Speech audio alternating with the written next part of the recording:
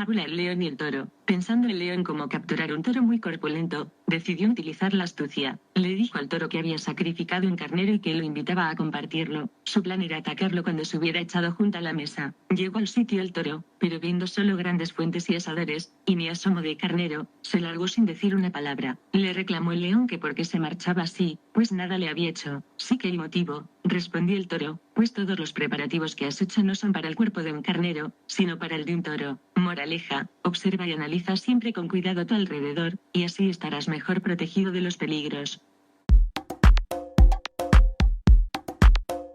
Comentario Fábula El león y el toro. Web redaccionmedica.com. Muchas máquinas donadas por Amancio no tienen personal que las maneje. Defensores y detractores se enzarzan por las donaciones de máquinas oncológicas del fundador de Inditex MIE 22 de mayo de 2019. Primera lugar gracias a Amancio Ortega. Segunda en cuanto a las donaciones sean realizadas por Amancio Ortega, o por otra persona. Las donaciones de máquinas sean para el departamento que sea, en la gran mayoría de veces la dejan en sótanos de los hospitales porque aquí en dichas detenciones no hay quien forme a los médicos, no están cualificados para el manejo de las máquinas. Yo lo digo porque en una ocasión me tuve que hacer una prueba médica y tuvimos que pasar cercanos a donde tenían el almacén de las máquinas estropeadas y no usadas. Eso me dijeron los trabajadores, y que habían pedido presupuesto para arreglarlas, y que aprobaron el presupuesto pero que la Junta de Andalucía nunca les dio el dinero para esa reparación, ni para formación de utilización. A saber quién se quedó con ese dinero, allá por el año 2004, por no saber cómo se utilizan. Estaría bien que la asociación o fundación, sea de quien sea, cuando se plantee hacer donaciones de este tipo. Si por ejemplo tenía pensado donar 1000 máquinas para el departamento especialidad que plantará, que el Hospital Bailes diese formación a los médicos del departamento especialidades de la misma asociación o fundación, aunque en lugar de 1000 máquinas donadas fueran 700 por ejemplo, para que realmente se les sacara provecho al 100, signo de multiplicación 100, y no se dejasen que se estropearan, sin usar cara pensativa,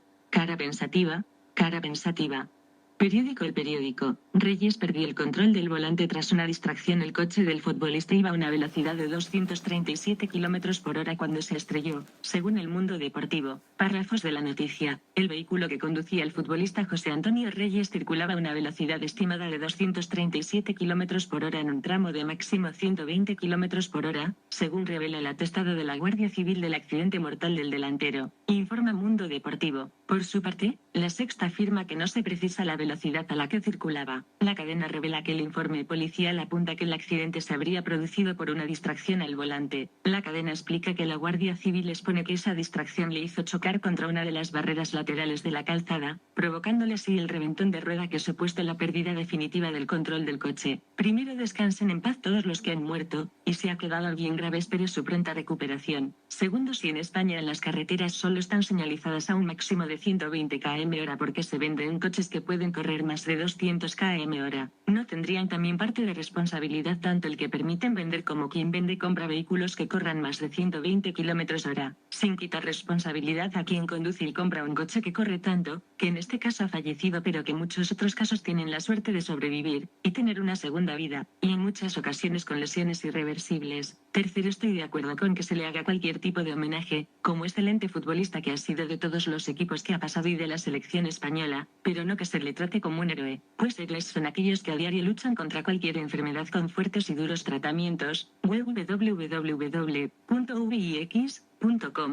es la atleta que superó un derrame cerebral, 200 tumores y es campeona del mundo. Háblame de Irines Valentina Calle. 06 marzo de 2019. Héroes son aquellos que crean equipo que elimina el temblor de Parkinson sin cirugía ni anestesia. Por Agencias. Jueves 17 de enero 2019. Webnoticiasin.com. Heroes son los que investigando se encuentran, descubren un fármaco que detiene la progresión de la www.noticias.cadizenred.com/ Héroes son los que investigan y encuentran el hospital de Antequera cura fístulas sin cirugía. Web periódico La Opinión de Málaga. Un protocolo de actuación consigue reducir riesgos a los pacientes aplicando plaquetas ricas en fibrina. Europa Press. 31 de mayo de 2019. Héroes son quienes investigando encuentran investigando el chupa chup de hielo que evita los efectos secundarios de la quimio. Web El Ideal. Es 22 de marzo de 2015. Beckham y Héroes, una asociación sin ánimo de lucro de Valladolid. Héroes son quienes investigando encuentran desarrollan el primer fármaco del mundo que bloquea la metástasis. Investigadores españoles crean un nanocompuesto que frena la expansión del cáncer de colon. Armora Madrid. 9 de septiembre de 2018. Periódico ABC. Y podría poner muchos más ejemplo, todos ellos con escasos recursos económicos. económicos,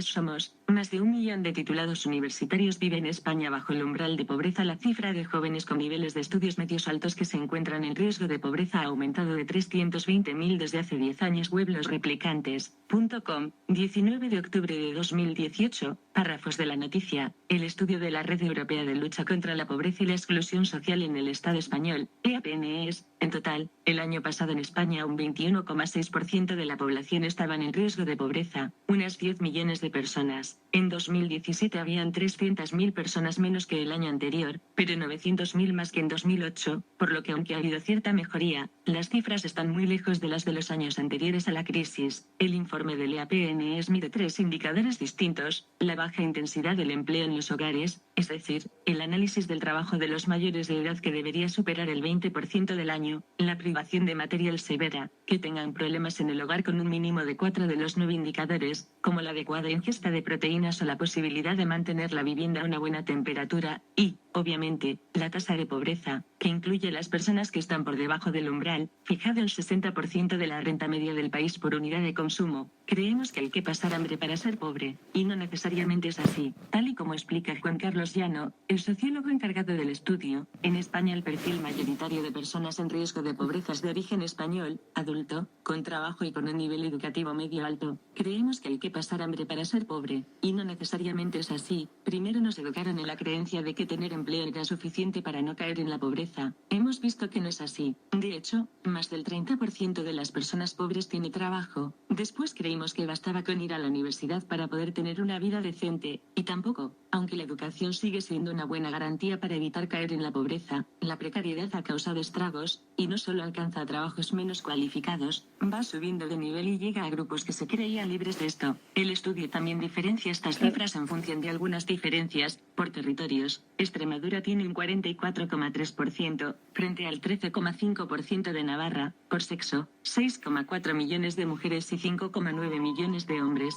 Por edad, casi 1 de cada 3 menores de 16 está en riesgo de pobreza o exclusión social, o por composición del hogar, está en riesgo casi el número de personas que forman parte de hogares monoparentales. Punteros son aquellos que les viene mal una temporada pues pierden su empleo y la casa familiar. En muchos casos siguen luchando para que no los desahucien. Héroes son aquellos que con 600 euros mes son capaces de pagar salud, agua, gas, impuestos, hipotecas o alquileres, impuestos, comer y vestirse. Héroes son los que consiguen llegar, jugándose la vida en patera. Héroes son aquellos que sufren bullying durante su época de estudiantes y no son ayudados. La época que comienzan a tener parejas, estas personas que les hacen bullying, en muchos casos esos mismos maltratadores supuestos son los que forman parejas y son los primeros pasos del maltrato familiar. Violencia de género. Esos mismos maltratadores y abusadores pasan al terreno laboral. Es una simple cadena que siempre tiene las víctimas. Estas son los héroes. Estos días ha salido en televisión como varias maestras maltrataban psicológicamente, humillaciones, bullying, a una alumna. Lo mismo en la inspección debería mirar cómo eran cuando estas maestras eran estudiantes, su comportamiento, si alguna vez fueron expulsadas de sus centros educativos. A lo mejor esa conducta viene de antes. Si no recuerdo mal, estas maestras son de un centro educativo de la provincia de Sevilla, Centro de Educación Infantil y Primaria Cervantes de Dos Hermanas, Sevilla. Esto me lleva a pensar que todos los procesos selectivos que hay de selectividad después se deberían mirar todas las prescripciones, que vayan dirigidas a la educación, hacer que las personas pasasen pruebas psicotécnicas que detectaran tanto si han sido algún tipo de maltrato, si han sido maltratadores, bullying, y ambos sean tratados antes de comenzar la carrera, para prevenir. Lo digo por los siguientes, estarían bien que escucharan estos 3 comentarios. Hablan de acceso de los discapacitados al cuerpo de maestros, al mundo laboral, entre otras razones porque estas profesoras maestras se puede tocar el componer un tribunal de personas con discapacidades en un proceso selectivo de acceso al cuerpo de maestros maestras. ¿Cuál sería entonces su tratamiento a las personas? Depende de lo que ellas corrigieran, ¿entrarían a trabajar o no? Verán, esto me pasó cuando me presenté a oposiciones de magisterio de especialidad de educación especial. Por mi discapacidad pedí las adaptaciones de tiempo y medios. Supónganse que ustedes son los que tienen la discapacidad y que sin esas adaptaciones no pueden hacer un examen, o si lo hacen, si hacen sin las mismas garantías de acceso a un puesto de trabajo a la función pública, y que además la plaza suya de personas con discapacidad la ocupo yo, que no soy discapacitado al finalizar el proceso selectivo, además de estar cobrando sueldo mensual durante toda la vida profesional, y que acuden al defensor pueblo pensando que sirve para algo, y después de una investigación les envían la siguiente carta: Defensor del Pueblo de Andalucía, 201.100.005.429, registro de salida, 8 de marzo del 20. Ref. OBCMRM. N grados, Q08, 5205. Estimada señora Olga María Lacalle Muñoz, Sevilla, 8 de marzo de 2011, nos ponemos en contacto con usted en relación con el expediente de queja que se tramita en esta institución a su instancia, con el número arriba indicado. Se ha recibido en esta institución informe de fecha 18 de octubre de 2010 del consejero de Educación, en virtud del cual esa consejería se ratifica en el informe emitido por la Dirección General de Profesorado y Gestión de Recursos Humanos de fecha 13 de mayo de 2010, del que cabía deducir la no aceptación de nuestra recomendación, por considerar que su actuación ha sido ajustada a derecho. Pues bien, en contra de la posición que mantiene ese organismo, entiende esta institución que no se ha respetado el plazo de adaptación que para el tipo de discapacidad que a usted le afecta y que contempla la Orden Pre/1822/2006 de 9 de junio, por la que se establecen criterios generales para la adaptación de tiempos adicionales en los procesos selectivos para el acceso al empleo público de personas con discapacidad, BOE 140 de 13 de junio de 2006. En efecto, según podemos deducir con claridad de la simple lectura del cuerpo normativo precitado, las adaptaciones se resolverán en función de las circunstancias específicas del solicitante, lo que excluye rotundamente la opción elegida por ese centro directivo de conceder un tiempo de adaptación igual para todos los discapacitados. En este sentido, resulta necesario traer a colación, por considerarse igualmente infringido, el artículo 9.2 de nuestro texto constitucional, que traslada a los poderes públicos la obligación de garantizar y promover las condiciones para que la libertad y la igualdad de las personas sean reales y efectivas, removiendo los obstáculos que impidan o dificulten su plenitud. BOE número 311, de 29 de diciembre de 1978, así como el Real Decreto 2271/2004, que al referirse al acceso al empleo público de las personas con discapacidad contempla la adopción de medios y tiempo atendiendo a las dificultades específicas que la persona pueda tener para la realización de la prueba. BOE número 303, viernes 17 de diciembre de 2004. En consecuencia, no pudiendo compartir los argumentos esgrimidos por la Administración Educativa para avalar el incumplimiento o no aceptación de nuestra recomendación, procedemos de conformidad con el artículo 29.2 de nuestra ley reguladora a la inclusión de su expediente de queja en el informe anual del Parlamento andaluz y el consiguiente archivo. Firmado José Chamizo de la Rubia, defensor del pueblo de Andalucía, y no quiso proceder a interponer una demanda contra la Junta de Andalucía, la institución del defensor del pueblo, teniendo medios. ¿Para qué sirve? Solo pude aconsejar y no tiene poder ejecutivo. Si lo hubiese tenido estaría trabajando. Pagamos un dinero inútil, cara haciendo pucheros, cara de terror, cara llorando.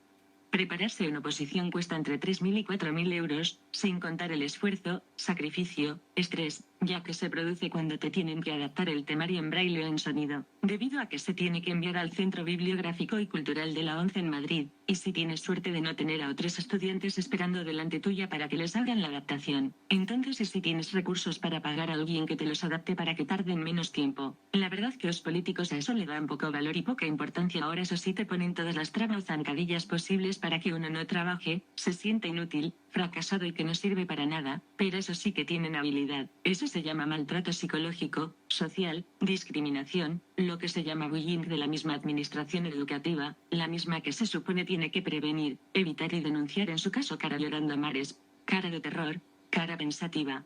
Añado, el no respeto de las leyes, las cuales están para facilitar la integración laboral social, el no valor del esfuerzo, el no valor de la necesidad de adaptaciones tanto para los exámenes como posteriormente, la utilización de las mismas para el rendimiento igual al resto en el puesto de trabajo, indica el fracaso de integración laboral, social y escolar de nuestros gobernantes. Cara llorando a mares, cara de terror, cara pensativa, cara haciendo pucheros. Menos anuncios para la inserción laboral de las personas con discapacidad y más dinero para la inserción real en un puesto de trabajo. Los boletines oficiales del Estado tienen que ser aprobados tanto por el Senado como por el Congreso de los Diputados. ¿Eso cómo se llama jurídicamente? Son parlamentos elegidos por los ciudadanos por votaciones, elecciones. Digo yo, no sería equiparable a la desobediencia por la que se ha denunciado a Cataluña. En este caso también se han saltado la Constitución, artículo 9.2 entre otras leyes, y todavía el PSOE de Andalucía quieren que Susana Díaz u otros de Andalucía lleguen algún día a la presidencia partido como secretario general, y posibilidades de ser presidenta de España. Ni ella ni nadie del PSOE de Andalucía, para presidente o presidenta de España, si el mérito es ser la federación del PSOE más grande de España, pues como ya he dicho, Andalucía es la comunidad autónoma más grande de España por número de capitales de provincia, que tiene 8, y por extensión. Cara llorando a mares, cara de terror, cara haciendo pucheros, manos con las palmas juntas, manos aplaudiendo. ¿Con qué moral iría señora Susana Díaz a pedir ayudas al empleo a la Unión Europea? Sería bueno que hicieran autocrítica de la gestión que han hecho al frente de la Junta de Andalucía desde el año 92 hasta ahora en todos los campos y sobre todo en empleo y educación, entre otros, manos con las palmas juntas, cara haciendo pucheros, cara de sorpresa y consternación con cejas, cara de terror, cara pensativa, cara de sorpresa y consternación con cejas. Ahora eso sí, estoy de acuerdo con la señora Susana Díaz en mantener a España unidad. Alguien sensato en el Partido Socialista Obrero Español, por favor. Añado, esta semana, entre 18 y 24 de enero /2016, he escuchado en diversos canales de televisión la señora Susana Díaz ha dicho que no estaba en el gobierno cuando el caso de los ERES y caso curso de formación para desempleados. Le recuerdo, bajo la presidencia del señor Griñán, la señora Susana Díaz era consejero de Presidencia de Igualdad y de Bienestar Social de la Junta de Andalucía, de 2012 a 2013, Mar Moreno, consejera de Presidencia, de 2010 a 2012, sucedió Susana Díaz. Micaela Navarro, Igualdad y Bienestar Social, desde 2004 a 2012, lo que me lleva a decir que es tan responsable de este atropello, como lo anterior precedentes, que debía velar por la igualdad y bienestar social y laboral en el acceso a un empleo público, cosa que no se aseguró. Esa es la transversalidad que tanto hablan los políticos. Durante estos 30 y tantos años que llevan gobernado en Andalucía, ¿a cuántos discapacitados le han hecho lo mismo que a mi cara llorando a mares? Cara haciendo pucheros, cara llorando, cara pensativa, privándome a mí, privándolos a ellos de trabajar según la Carta de Derechos Humanos artículo 23. Toda persona tiene derecho al trabajo, a la libre elección de su trabajo, a condiciones equitativas y satisfactorias de trabajo y a la protección contra el desempleo. Toda persona tiene derecho, sin discriminación alguna, a igual salario por trabajo igual. Toda persona que trabaja tiene derecho a una remuneración equitativa y satisfactoria, que le asegure, así como a su familia, una existencia conforme a la dignidad humana y que será completada, en caso necesario, por cualesquiera otros medios de protección social. La lástima que esto no se investigará porque se podría averiguar que muchas personas que han estado trabajando en plazas que les correspondía a personas con discapacidad, lo han hecho como si fueran plazas de turno libre. Personas sin discapacidad, cara haciendo pucheros, cara llorando a mares, cara pensativa, cara pensativa.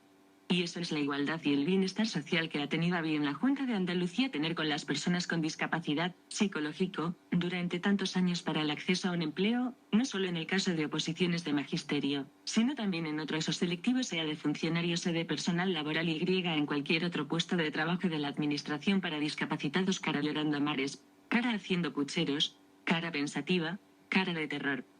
La Carta de Derechos Humanos dice en los artículo 22, toda persona, como miembro de la sociedad, tiene derecho a la seguridad social, y a obtener, mediante el esfuerzo nacional y la cooperación internacional y en conformidad con la organización y los recursos de cada Estado, la satisfacción de los derechos económicos, sociales y culturales, indispensables a su dignidad y al libre desarrollo de su personalidad. Entre lo que podría resaltar de este artículo, la satisfacción de los derechos económicos, sociales y culturales, indispensables a su dignidad y libre desarrollo de su personalidad, entre otras cosas. En realidad sería todo. Artículo 25. Toda persona tiene derecho a un nivel de vida adecuado que le asegure, así como a su familia, la salud y el bienestar, y en especial la alimentación, el vestido, la vivienda, la asistencia médica y los servicios sociales necesarios. Tiene asimismo derecho a los seguros en caso de desempleo, enfermedad, invalidez, viudez, vejez y otros casos de pérdida de sus medios de subsistencia por circunstancias independientes de su voluntad. De este artículo resaltaría, toda persona tiene derecho a un nivel de vida adecuado que le asegure, así como a su familia, la salud y el bienestar. En todos los casos es simplemente el derecho al pataleo que se llama, porque pienso que esto no sirve de nada, excepto para que no se repita más a nadie. Este no cumplimiento de las leyes lo hacen porque no caen que a medida de que el ser humano va cumpliendo años, por razón de edad va perdiendo habilidades y capacidades, y lo mismo que yo necesito ahora mismo para poder trabajar esas adaptaciones, ellos con la edad la van a necesitar igual según el tipo de la discapacidad que tengan, el grado, puesto que algún día dirán, cuando yo era joven o más joven, era capaz de hacer esto o lo otro. Digo todo esto por lo siguiente: Santiago Cañizares, Twitter, ha escrito sobre este dramático asunto lo siguiente: circular con exceso de velocidad es una actitud reprochable. En el accidente ha habido víctimas además del conductor. Reyes no merece un homenaje como si fuera un héroe, pero eso no quita que lamente lo ocurrido y que rece por sus almas. Lo intolerable lo encuentro en quien se alegra. Estoy absolutamente de acuerdo con Cañizares. Otro tema caso Eres. Periódico El Mundo. El Tribunal de Cuentas certifica que la Seguridad Social está en quiebra tras perder 100.000 millones desde 2010. Carlos Segovia. Madrid. 11 de junio de 2019 comunica a las Cortes que el conjunto del sistema se encuentra ya en patrimonio neto negativo, y reclama las reformas precisas que resuelvan de forma estable la situación. Párrafos de noticias. El Tribunal de Cuentas empeora su diagnóstico sobre la situación del sistema de la Seguridad Social y certifica que se encuentra ya en su conjunto con patrimonio neto negativo, es decir, en quiebra técnica, tras registrar 100.000 millones de pérdidas acumuladas desde 2010. Al existir garantía del Estado, la quiebra del sistema no tiene las implicaciones de una empresa privada, pero el Tribunal de Cuentas reclama medidas a los partidos políticos. La situación que describe el informe, aprobado el pasado 30 de mayo por el Tribunal de Cuentas y al que ha tenido acceso este diario, es más desoladora que en el año anterior y extiende el patrimonio neto negativo a todo el conjunto del sistema y con cifras multimillonarias. El balance de la Seguridad Social recoge, a 31 de diciembre de 2017, un patrimonio neto negativo de 13.720,6 millones de euros con origen en las operaciones de gestión ordinaria, afirma el informe de este organismo fiscalizador que preside María José de la Fuente. El documento empeora el de 2016 en que el patrimonio negativo de la Tesorería General de la Seguridad Social, TGSS, fue de 176 millones de euros, pero el organismo matizaba que en el conjunto del sistema de la Seguridad Social esta magnitud es positiva,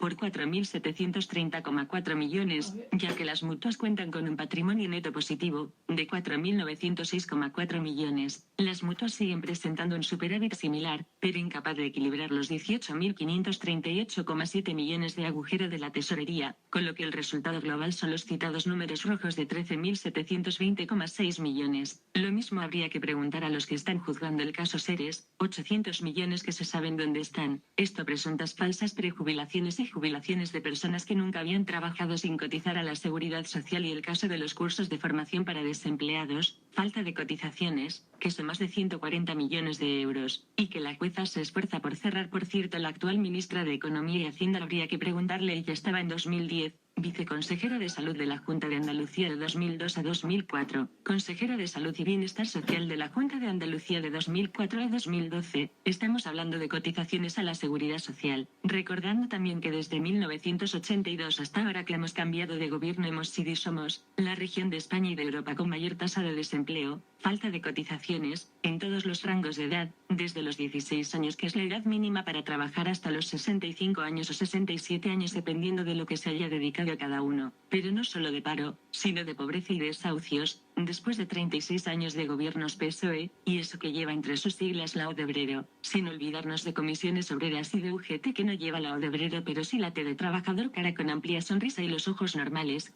cara con amplia sonrisa y los ojos normales, cara con amplia sonrisa y los ojos normales. Además de tener en cuenta que la pirámide de población se ha invertido, es decir que existen más personas jubiladas y con el tiempo que fallecen que nacimientos, por una nulas políticas reales y prácticas de conciliación laboral y familiar dirigidas a la mujer para no ser despedidas al quedarse embarazada porque la pequeña y mediana empresa no tienen para mantener en plantilla en baja por maternidad, pudiendo además tener una persona que sustituya. En este punto la única medida que se podría haber puesto en práctica embarazada para poder mantener su empleo y la creación de cooperación que la Seguridad Social mientras estaba de baja por maternidad, sueldos, seguros sociales, cotizaciones y reducción de jornadas se hiciera cargo de la Seguridad Social igual que se hace con las mujeres funcionarias. Esa es una protección a la mujer sea funcionaria o sea autónoma o empleada, como además la mujer es la que suele pedir reducción de jornada cuando tiene niños, que a nivel de cotizaciones la jornada laboral se termine todas las 8 horas con el cuidado de los niños, cotizaciones especiales para pensiones, aunque una vez terminen esta jornada seguirán cuidando niños. Esta quiebra es responsabilidad en primer lugar de todos los partidos políticos que nos han estado gobernando, y responsabilidad también de los españoles porque no hemos sabido salir a la calle pacíficamente a pedir las cosas para que la Seguridad Social no llegara a la quiebra. Pues resulta que hemos estado dando votos a esta gente los políticos y no han hecho ni luego en la gran mayoría de los casos llevarse pasta y no devolverla. Ojo que para hacer esto solo necesitaba 40 años, una generación después de nuestros padres. Eso sí, permitir que se creen mucho más partidos políticos y sindicatos que no se pueden seguir manteniendo al igual que el sistema autonómico, sin olvidar que el descenso de población no solo se debe a las personas que mueren por enfermedades y edad solo, sino también las que mueren por maltrato en el hogar, mujeres, niños y niñas. Hay una cosa que no entiendo, porque estos delitos no se sancionan con la cadena permanente revisable, cara pensativa. Cara pensativa, cara pensativa.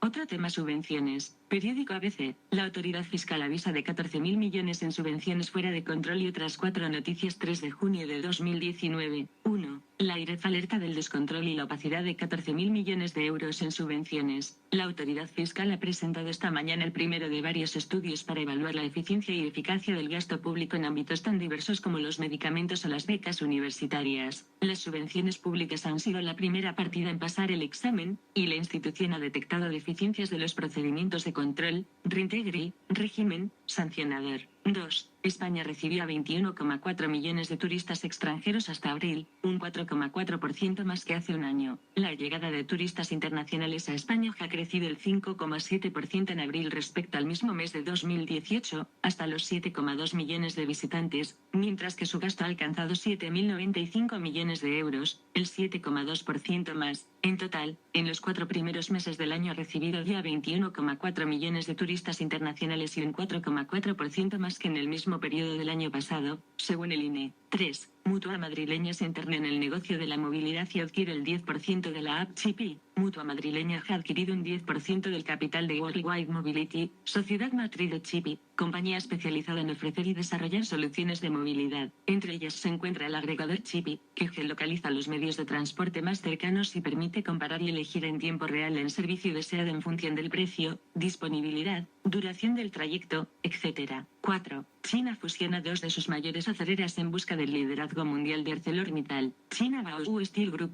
la segunda mayor compañía siderúrgica mundial y controlada por Pekín, se hará con el control del 51% de su competidora doméstica Magan Group Holding, recortando así la distancia que separa la compañía estatal china del líder mundial del sector, ArcelorMittal. 5. Las innovaciones en gran consumo caen un 30% desde 2010 pese a la recuperación económica. Los lanzamientos de productos nuevos en el sector del gran consumo disminuyeron un 30% desde 2010 a pesar de la recuperación económica de los últimos 4 años, tal y como se desprende del Radar de la Innovación 2018 presentado este lunes en Madrid por Kantar y Promarca. El 94% del total de las 109 innovaciones introducidas en los supermercados situados dentro de nuestro país fueron aportadas por marcas de fabricantes. Párrafos de la noticia. 1. La AIREF alerta del descontrol y la opacidad de 14.000 millones de euros en subvenciones. La autoridad fiscal ha presentado esta mañana el primero de varios estudios para evaluar la eficiencia y eficacia del gasto público en ámbitos tan diversos como los medicamentos o las becas universitarias. Las subvenciones públicas han sido la primera partida en pasar el examen, y la institución ha detectado deficiencias de los procedimientos de control, reintegre, régimen, sancionador.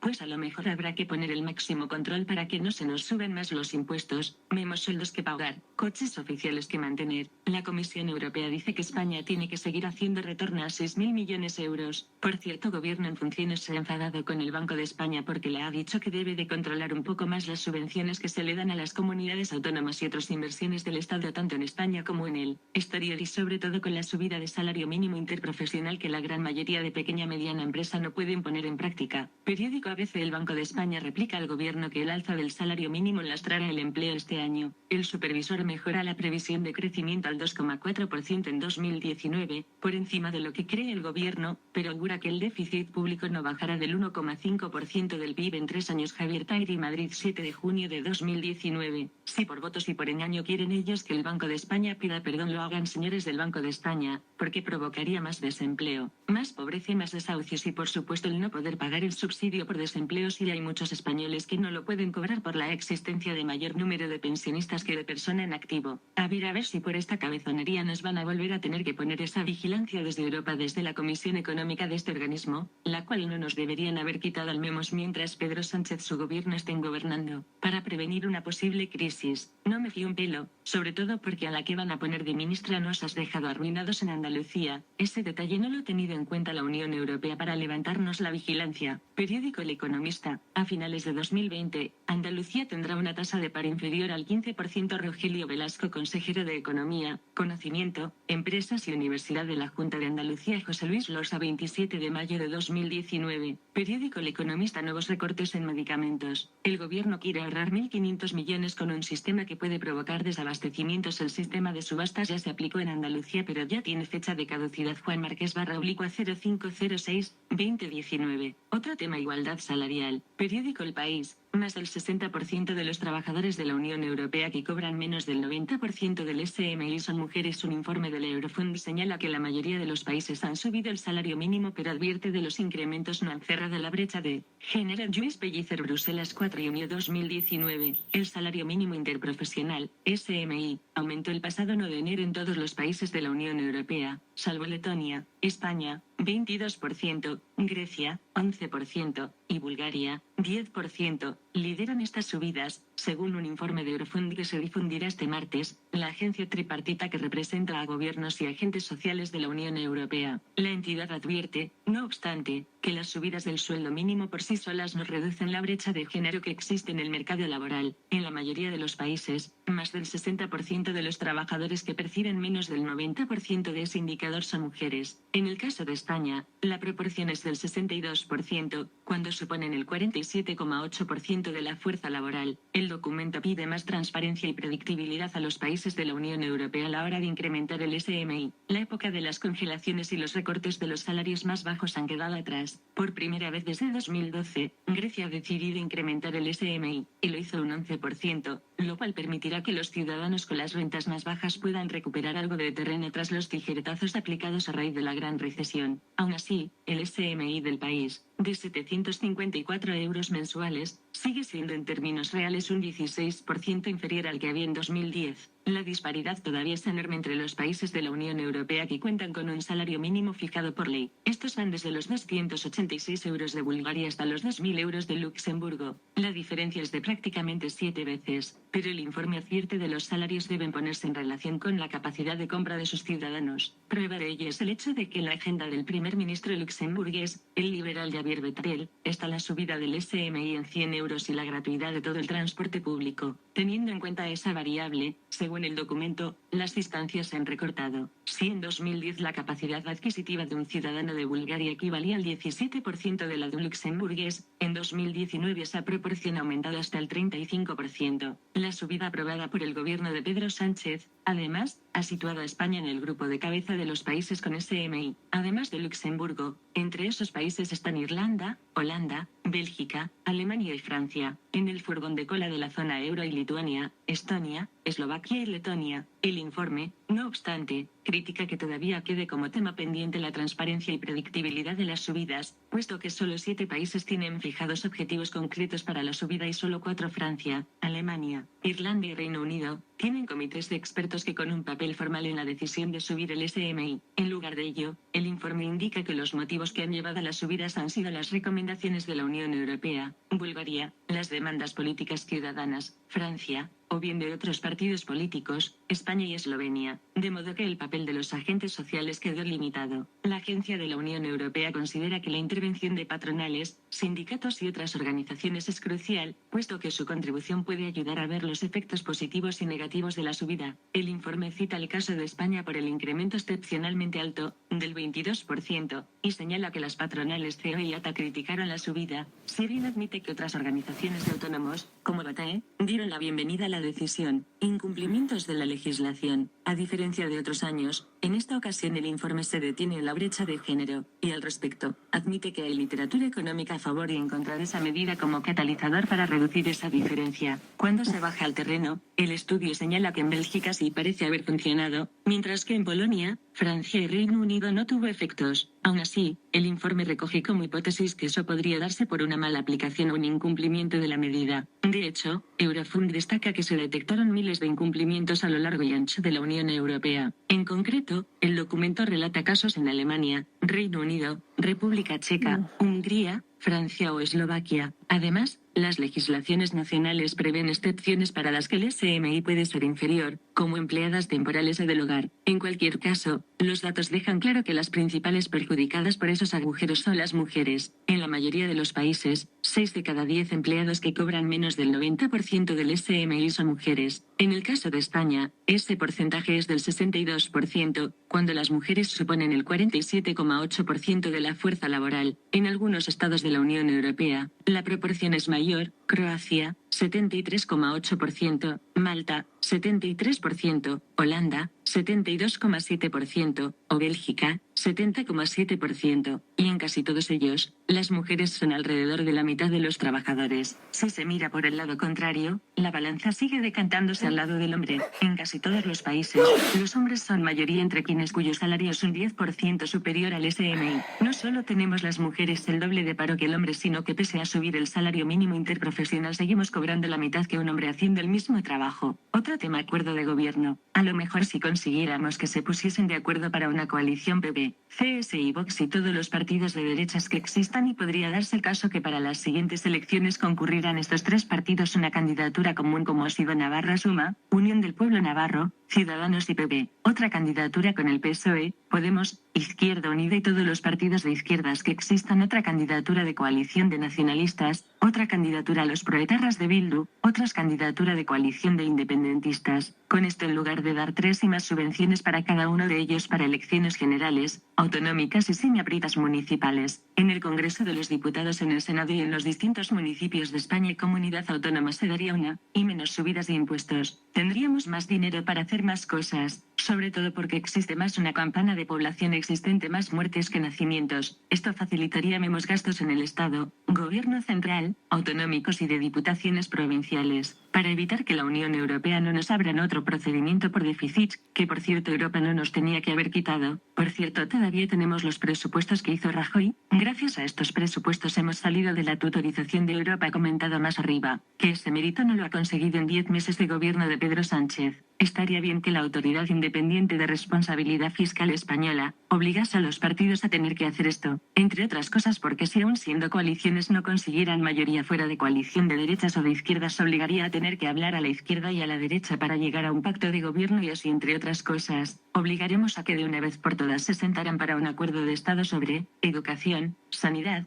pensiones, natalidad y protección antes, durante y después del parto de la mujer, para que las pequeñas y medianas empresas tengan sus ayudas para poder mantener a la mujer en plantilla y contratar a una persona que sustituya, además de que existan políticas reales de conciliación laboral y familiar. Ahí la Autoridad Independiente de Responsabilidad Fiscal española debe tomar cartas en el asunto, aunque dicha entidad ha sido y sigue siendo dirigidas por hombres, por lo que no son sensibles a este problema hasta que a ellos mismos les falte su pensión. Estaría bien que empezásemos a coger firmas para esto anterior, no significando los partidos como tal desaparezcan, sino que se unan y se entiendan entre candidaturas y coaliciones. España mejor unida aunque sea por coaliciones que desunida, para evitar llegar a los preámbulos de una guerra como pasó en 1934 y estalló la guerra 1936. Otro tema triste: memoria histórica. Periódico Mediterráneo Digital. Documentos desclasificados implican al PSOE en las peores matanzas de la Guerra Civil Española. 19 de mayo de 2019. Enrique García Font. El terror de las checas, las fábricas de exterminio de la izquierda española, eran instalaciones utilizadas en la zona republicana al margen de las leyes para detener, interrogar, violar, torturar y ejecutar o asesinar. Tras el robo domiciliario secuestraban a las personas y las llevaban a este tipo de lugares pertenecientes a partidos, sindicatos y organismos vinculados al Frente Popular. Han sido calificadas por varios historiadores como escuadrones de la muerte. La palabra procede del ruso, de la primera policía política creada en 1917 por Lenin. Significa comisión extraordinaria. A la ejecución se la denominaba el paseo. Para César Vidal, historiador y novelista, autor de más de 90 libros traducidos a más de 12 idiomas, que enseña en universidades de Europa y América y ganador de numerosos premios literarios, solo en Madrid había 331 checas, aunque para Zeus, Instituto de Estudios Históricos, el total de ellas era de 345, perteneciendo a 42, aunque se asegura que son más. Al PSOE y la UGT, César Vidal estima que solo en Madrid se ejecutaron más de 16.000 personas en checas. La dirección de las mismas pertenecía al SIM, Servicio de Investigación Militar, creado por Indalecio Prieto, artífice de esta monstruosidad y diputado del PSOE. Fue ministro de Hacienda y ministro de Defensa. Este mismo amenazaba a pistola en mano a los diputados en el Congreso, llegando a encañonar a algunos de ellos. A Jaime Oriol, por ejemplo, al final pudo como un gánster robar parte del tesoro expoliado durante la contienda: oro, alhajas, reliquias, cuadros de gran formato e incluso un clavo de Cristo, y el oro del Banco de España, valores bursátiles,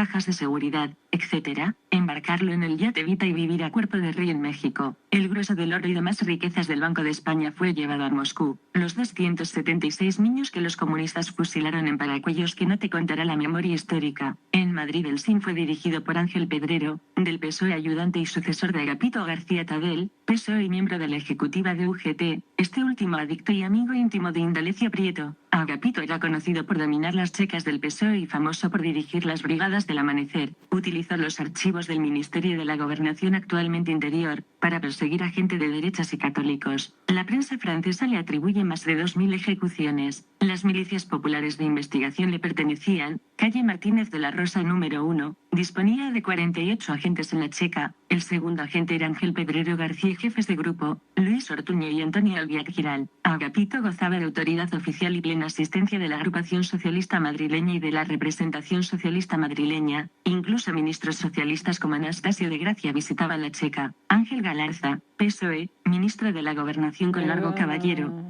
amenazó de muerte en el Congreso a Calvo Sotelo, daba órdenes para los paseos. El director del SIM era Santiago Garcés, miembro del PSOE.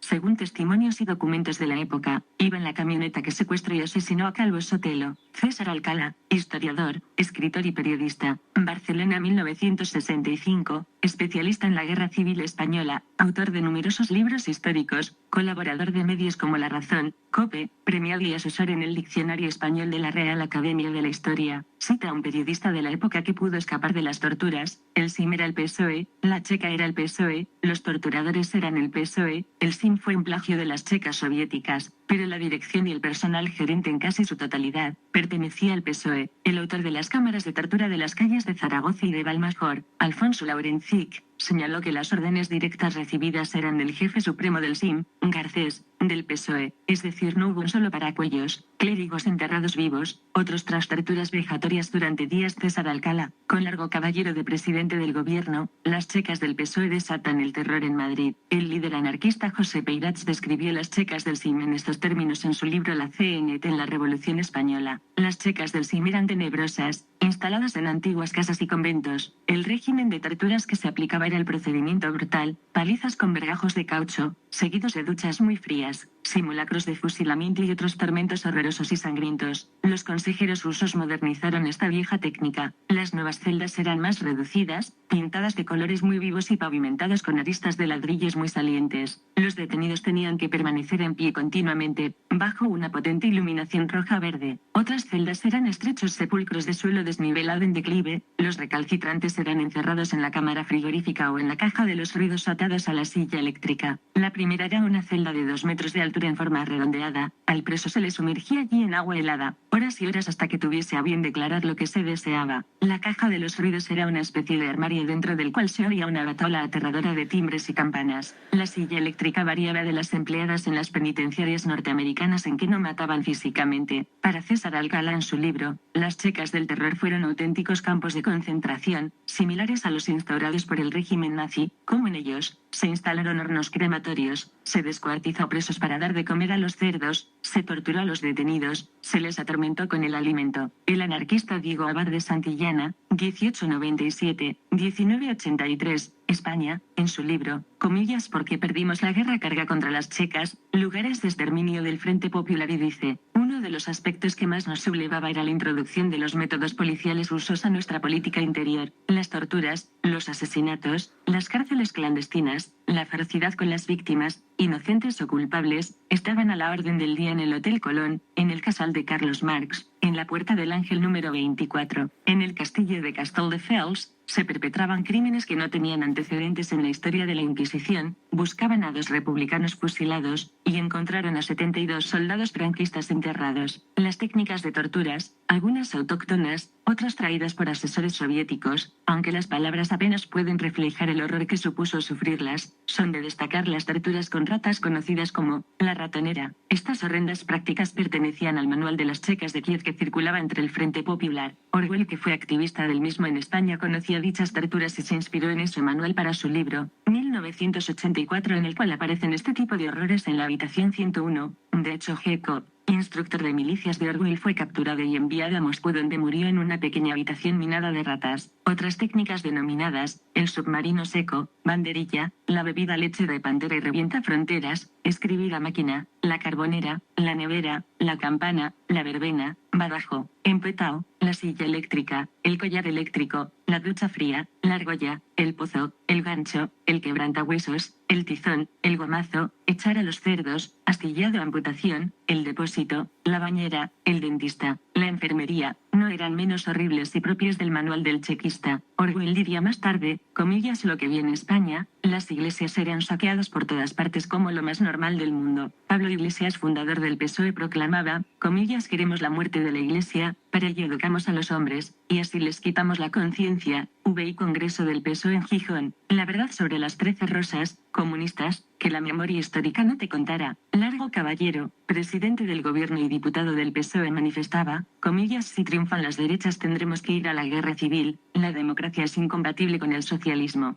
No creemos en la democracia como valor absoluto, tampoco creemos en la libertad. 1934 Ginebra, comillas, programa de acción, supresión de todas las personas que por su situación económica o por sus antecedentes puedan ser una rémora para la revolución. El Liberal de Bilbao, 20 de enero de 1936. Azaña, primer presidente de la República, diputado del PSOE por Bilbao y ministro de la Guerra, ante la oleada de quema de conventos, iglesias, colegios y los sangrientos sucesos determinó la no intervención de la fuerza pública en los disturbios que el 11 de mayo convirtió a España en pasto de las llamas, manifestando, comillas, todos los conventos de España no valen la vida de un republicano. Si sale la Guardia Civil yo dimito. El periódico El Socialista publica ante tales acontecimientos, las órdenes religiosas significan en España poco más que nada. Indalecio Prieto, diputado del PSOE, ministro de Defensa y de Hacienda en la Segunda República, manifestaba, comillas, si al enemigo le digo, encontrarás cadáveres pero no hallarás prisioneros, comillas, ¿por qué nos molestamos en tener una comisaría de justicia? Llamémosla comisaría para el exterminio social y que actúe de esa manera. Punto. Lenin contestó, comillas, bien dicho, así es exactamente como debería llamarse, pero no lo podemos decir. Una guerra es mala pero una guerra civil es nefasta. Cara llorando a mares,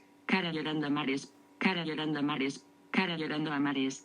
Pues deja muchas secuelas, quizá como secuelas de diferentes guerras, Primera y Segunda Guerra Mundial, y la Guerra Civil Española, y sus distintas posguerras pueden sobrevenir enfermedades como demencias, Alzheimer y otras enfermedades. Enfermedades cerebrovasculares, me explico, quizá mis abuelos y abuelos de otras personas no padecieran estas enfermedades, pues tenían que salir adelante a la familia, en momentos muy complicados, pero la siguiente generación, nuestros padres, quizá les transmitieran ese estrés excesivo, ansiedad y otras enfermedades que en muchos casos llamamos raras, mutaciones genéticas en el fondo, demencias varias, cáncer, etc., primero por quererse mantenerse con vida ellos, y después quererles dar las mejores condiciones posibles a nuestros padres, más el estrés, ansiedad producido por el exceso de horas de trabajo de nuestros padres en las empresas y en muchísimos casos la ansiedad de ver que aún así pierden sus casas y no pueden darnos de comer y tiene que pedir ayuda a las ONGs. Por eso debes de mirar para adelante y no abrir heridas, sino dejar que cicatricen. Quizá no nos demos cuenta, pero en las zonas que hemos creado guerras, que dichos países no tienen medios para tratar estas secuelas o heridas, deberíamos pensar también eso.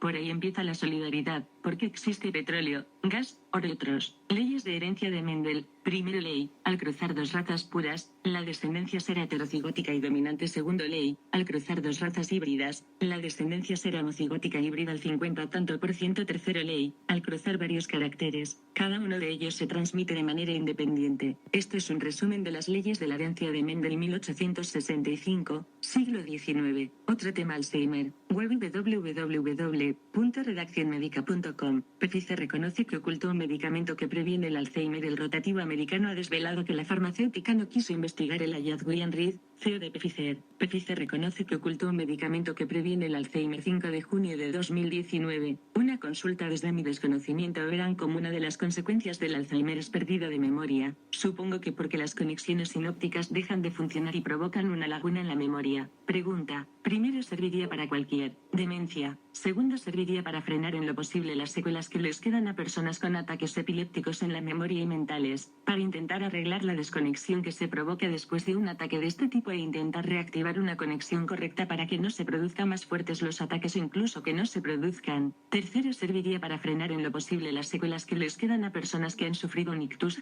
para intentar arreglar la desconexión que se provoca después de un ictus de este tipo e intentar reactivar una conexión correcta de la memoria, o incluso el prevenir este tipo de problemas de salud junto con otros medicamentos o para persona que con diferentes problemas de movilidad o de lenguaje, emociones, control de emociones, esfínteres, cómo podría ser determinado ese tipos de espina bífidas, algunos tipos de parálisis cerebral, o cualquier otro tipo de daños cerebrales como hemiplegia, ECT. Web Antena 3 descubren que existe una relación directa entre la gingivitis y el Alzheimer. Investigadores noruegos han descubierto previamente que las bacterias que causan la gingivitis pueden pasar de la boca al cerebro, donde las enzimas dañinas que excretan pueden destruir las neuronas. Madrid, 9 de junio de 2019. Hablando siempre de recuperación de memoria y recuperación, las buenas conexiones sinápticas solo es una pregunta y una simple reflexión. Partes del cerebro. 1.1. Rombencéfalo. Se trata de la parte superior de la médula espinal y a lo largo del desarrollo del feto se irá transformando en las estructuras encargadas de realizar tareas indispensables para la supervivencia, como el control del ritmo cardíaco y de la respiración. Se terminará transformando en el cerebelo, el puente troncoencefálico y el bulbo raquídeo, tal y como veremos. 1.2. Mesencéfalo. En los embriones humanos aparece justo encima del rombencéfalo, y se irá transformando en la parte medial del encéfalo, encargada también de realizar buena parte de las funciones básicas de supervivencia, pero que también actúa de puente entre las otras dos estructuras. 1.3. Prosencéfalo. Situado en el extremo más alejado de la médula espinal y en el lado más cercano al rostro del embrión, el prosencéfalo es la formación que se irá transformando en las partes del cerebro que han aparecido más recientemente en nuestra línea evolutiva y que, por tanto,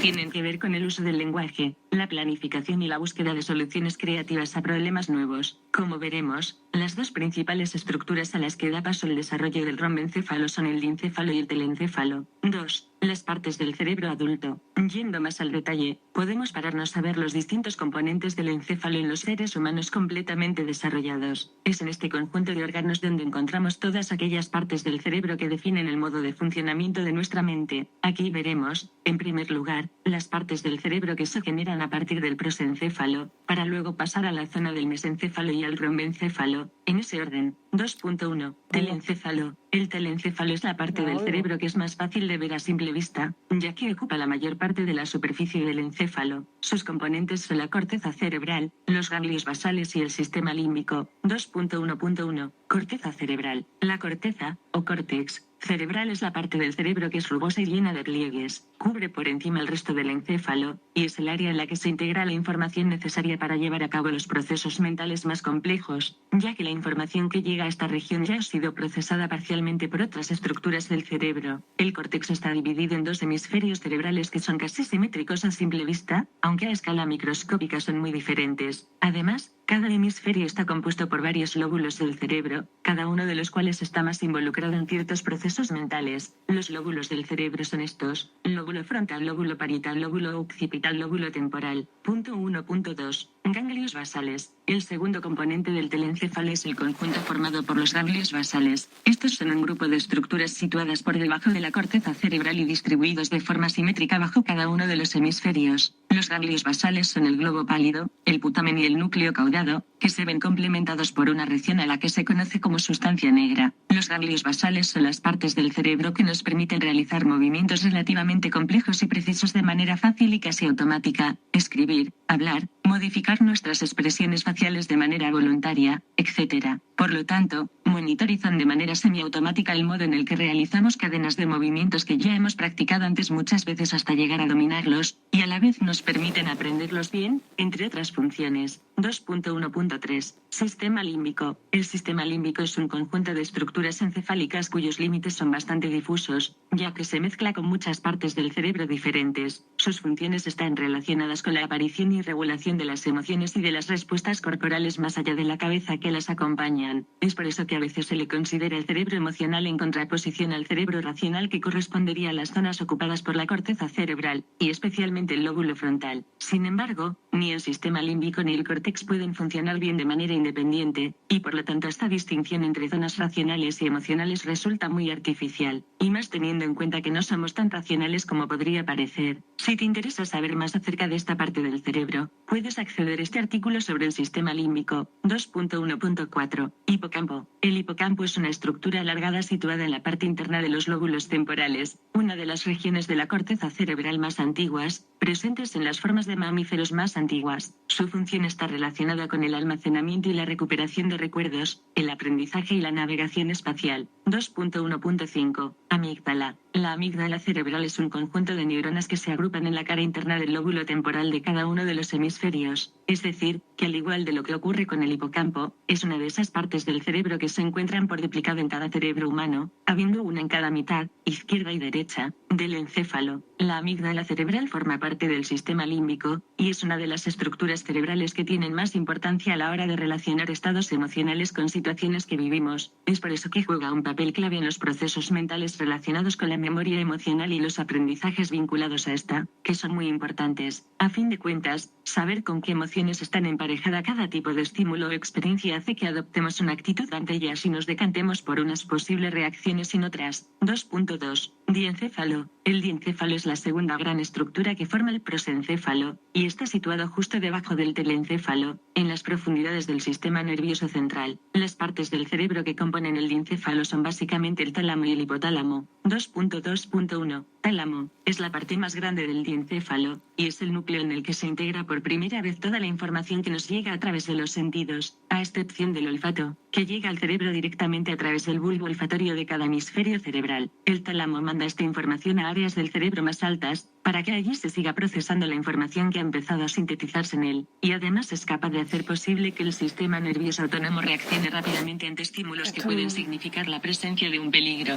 2.2.2. Hipotálamo. El hipotálamo está situado justo debajo del tálamo, y se encarga principalmente de hacer que todo el organismo se encuentre constantemente en un estado de homeostasis, es decir, en equilibrio en todos los sentidos, temperatura corporal, niveles de hormonas en sangre, ritmo de la respiración, etc. Además, gracias a su capacidad para hacer que diferentes glándulas del cuerpo segreguen hormonas, nos induce a estados más o menos altos de estrés y activación general dependiendo de lo que esté ocurriendo en otras partes del cerebro. También es la estructura responsable de la aparición del estado de sed y hambre. 2.3. Tronco del encéfalo. El tronco del encéfalo, o tallo cerebral, es la parte del encéfalo que está más directamente conectada con la médula espinal, y también es la encargada de realizar las tareas básicas de mantenimiento de las funciones vitales como la respiración involuntaria o el ritmo cardíaco. Fuente: psicologiaymente.com. Es curioso, en todas las enfermedades que renombrada más arriba tiene más común de lo que pensaban los cuidados de las personas. En las fases tempranas y moderadas, las modificaciones al ambiente donde vive el paciente y a su estilo de vida pueden darle seguridad y reducir las cargas al cuidador. Algunos ejemplos de dichas modificaciones son la adherencia a rutinas simplificadas, como son la colocación de candados, el uso de una pulsera con el número de teléfono del cuidador, o soluciones más avanzadas como un localizador por GPS, el etiquetado de los objetos del hogar y el uso de utensilios modificados para la vida diaria. Puede llegar el punto en que el paciente no sea capaz de alimentarse a sí mismo, de modo que debe empezar a ingerir sus alimentos en porciones más pequeñas o en dietas no sólidas con la ayuda de otras personas cuando aparezca una dificultad para tragar. Puede que sea indicado el uso de sondas gástricas. Rehabilitación psicosocial. Existen ciertas evidencias de que la estimulación de las capacidades cognitivas ayuda a ralentizar la pérdida de estas funciones y habilidades. Esta estimulación consiste en trabajar aquellas áreas que aún conserva el paciente, de forma que el entrenamiento permita compensar las pérdidas que el paciente está sufriendo con la enfermedad. Las intervenciones psicosociales se usan conjuntamente con el tratamiento farmacológico y se clasifican en abordajes orientados al comportamiento, las emociones, lo cognitivo y la estimulación. Las investigaciones sobre la efectividad de estas intervenciones aún no se encuentran disponibles y, de hecho, rara vez son específicas al Alzheimer, enfocándose en la demencia en general. 160. Las intervenciones en el área del comportamiento intentan identificar y reducir los antecedentes y consecuencias de los problemas de la conducta. Este abordaje no ha mostrado éxito en mejorar el funcionamiento general del paciente, en especial en relación con su entorno. 161. Pero ha podido ayudar a reducir ciertos problemas específicos del comportamiento, como la incontinencia incontinencia urinaria. 162. Siguen faltando datos de calidad sobre la efectividad de estas técnicas en otros problemas como las deambulaciones del paciente. 163. 164. Las intervenciones orientadas a las emociones comprenden la terapia de validación, la terapia de reminiscencia, la psicoterapia de apoyo, la integración sensorial, también denominadas Noethelen, y la terapia de presencia estimuladora. La psicoterapia de apoyo ha tenido poco estudio científico formal, pero algunos especialistas la encuentran de utilidad en pacientes con trastornos leves. 160. La terapia de reminiscencia incluye la discusión de experiencias del pasado de manera individual o en grupo, muchas veces con la ayuda de fotografías, objetos del hogar, música y grabaciones u otras pertenencias del pasado. En esta terapia, igualmente, no hay muchos estudios de calidad sobre su efectividad, aunque puede resultar beneficiosa para la reestructuración cognitiva y el humor. 165. El tratamiento con presencias estimuladas se basa en las teorías de la adherencia e implica escuchar voces grabadas de los familiares y seres más cercanos del paciente con Alzheimer. Las evidencias preliminares indican que dichas actividades reducen la ansiedad y los comportamientos desafiantes. 166. 167. Finalmente, la terapia de validación se basa en la aceptación de la realidad y la experiencia personal de otras personas, mientras que la integración sensorial se basa en ejercicios guiados que estimulan los sentidos. Todo esto se puede tratar con musicoterapia, arteterapia, ECT, otro temas inmigrantes ilegales. Web 4.com al día. 15 euros, el precio de una mujer en Uganda 2 de junio de 2019. Este es valor que se dan a la mujer en África. Esto es lo que queremos seguir metiendo en Europa a través de España. Cara pensativa,